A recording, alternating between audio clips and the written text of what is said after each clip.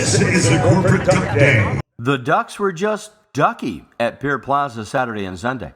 The 24th annual fundraising event benefiting Ultimed included Sunday's Dump into the Ocean, sponsored by a virtual who's who of participating companies that take their $100 donation very seriously. The Race to the Shore produced not a business duck winner. We've learned individuals can part with $100 and play too.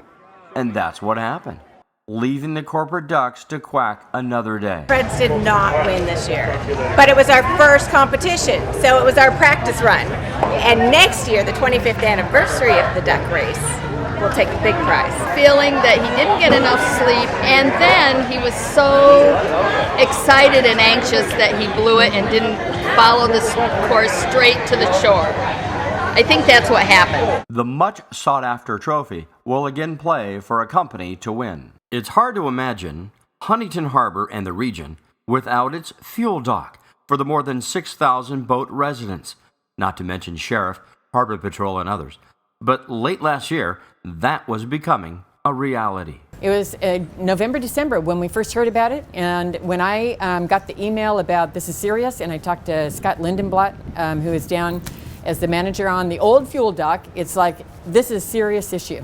So I went to the city council along with a lot of other people and got involved. I was approached by my neighbors, Calvin Free, and some of the other people here in the harbor that were extremely concerned about issues like young boaters trying to put fuel right onto their boats, that fire danger. So they approached me, and I went down to city council and spoke with them, joined them in that effort. You know, is a business really going to close?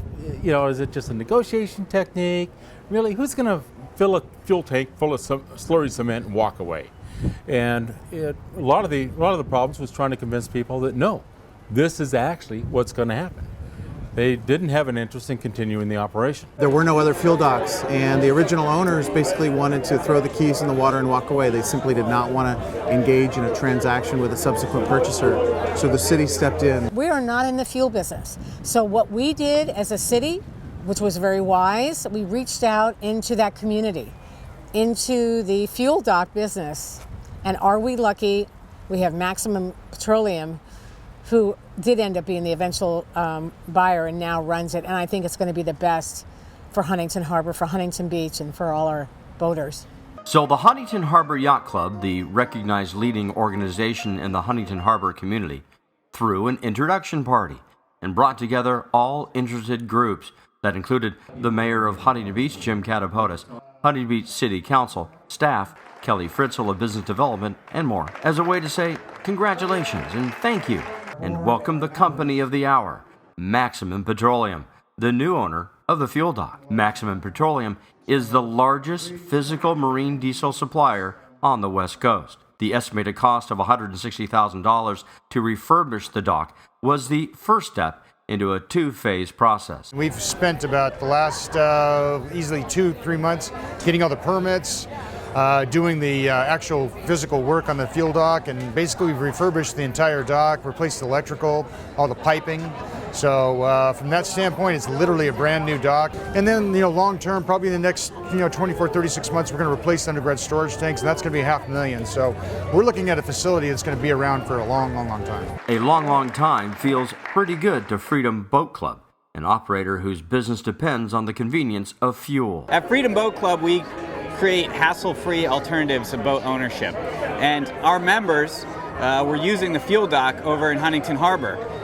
Suddenly the fuel dock shut down last year, and we didn't have a fuel dock. We were having to go all the way to Alamitos Bay. We were having to go to Long Beach. It was a big inconvenience and really affected our business. So we went to the Chamber of Commerce and we went to our local city council and we asked them for help. We told them the situation.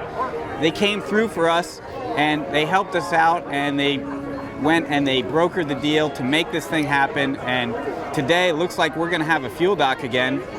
and be able to send our members, which is just huge for our business and for the community, the local community here in Huntington Harbor. And we helped facilitate a transaction. It took a lot of negotiation with my office. We worked with state lands, we worked with the county level officials, we worked with the original owners and the new buyers, and basically put together a three-way escrow and made it happen. So we're really proud, we're really happy. It's great work. A win-win for everyone, and a $1,000 donation by Maxim to the Sailing Foundation, so kids can learn the sport, was a definite plus. But it all hadn't have happened was it not for residents getting involved. It really reflects how people care.